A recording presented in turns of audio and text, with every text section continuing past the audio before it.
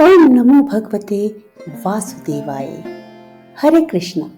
आप सभी का सादर अभिनंदन। आज हम चर्चा करेंगे चैत्र मास में आने वाली पाप मोचनी एकादशी का। पाप मोचनी एकादशी का मतलब है पाप का नाश करने वाली एकादशी। यह एकादशी सभी तरह के पापों से मुक्ति दिलाती है। इस दिन भगवान विष्णु की पूजा करने की मान्यता है। इस व्रत को करने से मनुष्य जहां विष्णु पद को प्राप्त करता है, वहीं उसके समस्त कलुष समाप्त होकर निर्मल मन में श्री हरि का वास हो जाता है।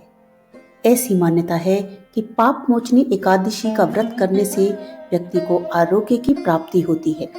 साथ ही जिन लोगों की संतान प्राप्ति की संभावना है, वह भी पूरी हो जाती है।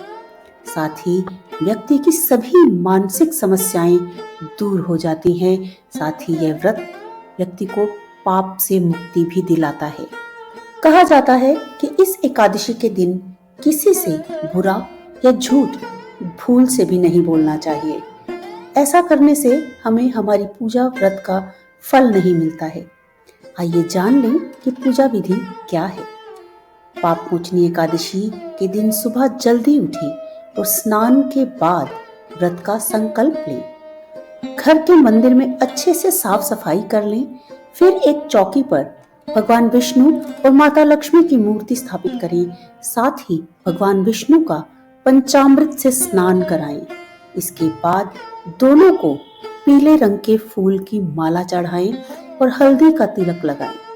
इसके बाद भगवान विष्णु को पंचामृत और पंजीरी का भोग लगाएं और भगवान विष्णु का ध्यान करें। पूजा में तुलसी के पत्ते अवश्य शामिल करें और आरती के साथ पूजा समाप्त करें। पाप मोचनी एकादशी का व्रत कब करना है? नोट कर लें सही तिथि।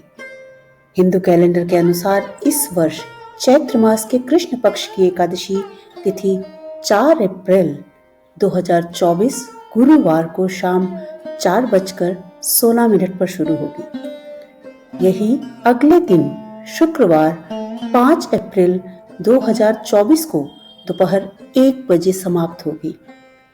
उदया तिथि के अनुसार यह पाप मोचनी एकादशी का व्रत 5 अप्रैल को ही रखा जाएगा। आइए अब पावन कथा का श्रवण करें। तो बोलिए श्री बांके बिहारी लाल की जय। भगवान श्री कृष्ण ने कहा, हे युधिष्ठिर, चैत्र में कृष्ण पक्ष की एकादशी का नाम, व्रत की विधि और महात्म्य जानने के लिए यही प्रश्न एक समय चक्रवर्ती राजा मंधाता ने महर्षि लोमश से किया था। राजा ने महर्षि लोमश से पूछा कि मनुष्य के पापों का निवारण कैसे संभव हो सकता है। महर्षि लोमश ने उत्तर दिया कि पाप मोचनी एकादशी मनुष्यों के पाप नष्ट करने में सक्षम है। मैं तुम्हें इसकी पौराणिक कथा कहता हूँ। प्राचीन काल में कुबेर का चैत्र रथ नामक एक सुंदर सुहावना व सदाबहार वन था। उसमें गंधर्वों की कन्याएं किन्नरों के साथ विहार करती थी। इसी वन में इंद्र भी अन्य देवताओं के साथ मिलकर क्रीड़ा किया करता था। यहाँ वसंत ऋतु के समान सदैव ही अनेक प्रकार के पुष्प खिले रहते थे। उसी वन में अनेक ऋषि मुनि तपस्या करते थे। वहीं पास में ही मेधावी नाम के एक मुनि भी तपस्या में लीन थे। वे शिव के बड़े भक्त थे और ब्रह्मचर्य का पालन करते थे। मुनि की तपस्या से प्रभावित हो मंजू घोषा नाम की सुंदर अप्सरा ने उनको मोहित करने का विचार किया। मुनि के भय से समीप तो नहीं आई, पर दूर बैठकर वीणा बजाने लगी और मधुर गीत गाने लगी। उस समय शिव शत्रु कामदेव अर्थात अनंग देव भी शिव भक्त मेधावी मुनि पर विजय प्राप्त करने के लिए प्रयत्न कर रहे थे। तब कामदेव ने अप्सरा मंजू घोषा को अपने वश में करके उस सुंदर अप्सरा के भ्रू का धनुष बनाया, कटाक्ष से उसकी प्रत्यंचा बनाई और उस अप्सरा को सेना नायक बनाकर कामदेव ने उस मुनि को जीतने के लिए प्रहार किया। उस समय मेधावी मुनि युवा और हृष्ट पुष्ट शरीर वाले थे। ब्रह्म तेज से कामदेव जैसे सुंदर मुनि को देखकर कामदेव के वश में हुई अप्सरा मंजू घोषा मुनि पर मुग्ध हो गई। अप्सरा ने धीरे धीरे नृत्य कला हाव भाव दिखाकर मुनि को रिझा लिया और इसके फलस्वरूप मुनि मंजू घोषा के साथ बहुत काल तक रमण करते रहे। वे सारी तपस्या, शिव रहस्य, साधना, त्याग, तप सब भूल गए। काम के वशीभूत होने के कारण उन्हें दिन रात का भी भान नहीं रहा। एक दिन अप्सरा ने कहा, हे मुनि, अब आपके पास मुझे अनेक वर्ष बीत गए हैं, इसलिए मुझे जाने की आज्ञा दीजिए। मुनि ने कहा, हे सुंदरी, आज इसी संध्या को तो आई हो, प्रातः काल होने पर चली जाना। अप्सरा ने कहा कि हे महाराज, मुझे यहाँ आए हुए कई वर्ष बीत गए हैं। यह सुन मुनि को समय का भान हुआ। यह जानने पर कि अप्सरा के साथ रमन करते हुए उन्हें 57 वर्ष बीत गए हैं, तो मुनि ठगे से रह गए।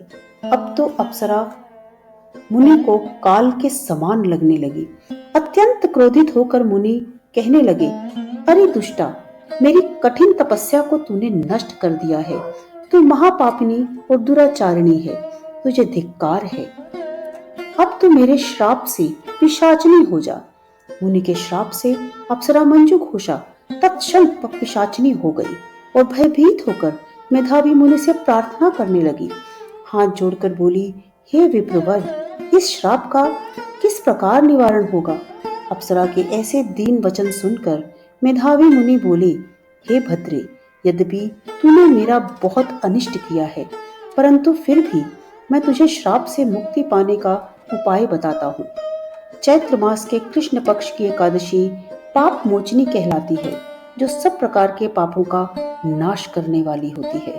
यह पाप करने से तू पिशाच योनि से मुक्त हो जाएगी।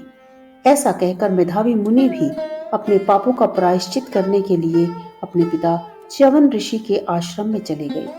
मेधावी को देखकर च्यवन ऋषि ने पूछा कि अरे पुत्र, तुमने ऐसा क्या किया जिससे तुम्हारा सारा तप और तेज क्षीण हो गया? मेधावी मुनि कहने लगे कि हे पिताजी, मैंने अप्सरा के साथ रमण करके घोर पाप किया है। अब आप इस पाप से मुक्त होने का उपाय तथा प्रायश्चित बतलाइए। तब च्यवन ऋषि बोले, हे पुत्र, चैत्र मास के कृष्ण पक्ष की पाप मोचनी एकादशी के दिन भगवान विष्णु का पूजन और व्रत करने से तुम्हारे सब पापों का नाश हो जाएगा। पिता की आज्ञा पाकर मेधावी मुनि ने यह व्रत किया और उन्होंने अनुष्ठान भी किया। इससे उनका पाप नष्ट हो गया। वे पुनः तपस्या से परिपूर्ण हो गए। इस प्रकार मंजू घोषा भी व्रत के प्रभाव से पिशाच योनि से मुक्त हो गई और वे दोनों स्वर्ग लोक को चले गए। यह कथा श्री भविष्योत्तर पुराण में वर्णित है। इस दिन चिरौंजी, मेवा, दूध की मिठाई, फल आदि लिए जा सकते हैं। तो बोलिए श्रीमन नारायण भगवान की जय, माँ लक्ष्मी की जय। श्रीमन नारायण नारायण हरि हरि, जय जय नारायण नारायण हरि हरि।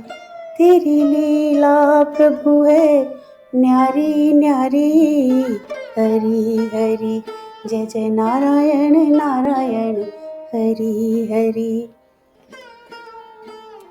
यदि आपको यह वीडियो पसंद आई हो तो कृपया लाइक के आइकन को प्रेस करें और आगे भी चैनल से जुड़े रहने के लिए चैनल को सब्सक्राइब कर लें। कमेंट बॉक्स में ओम नमो भगवते वासुदेवाय लिखें। माँ लक्ष्मी और भगवान श्री हरि विष्णु की असीम कृपा आप सभी को प्राप्त हो। राधे राधे।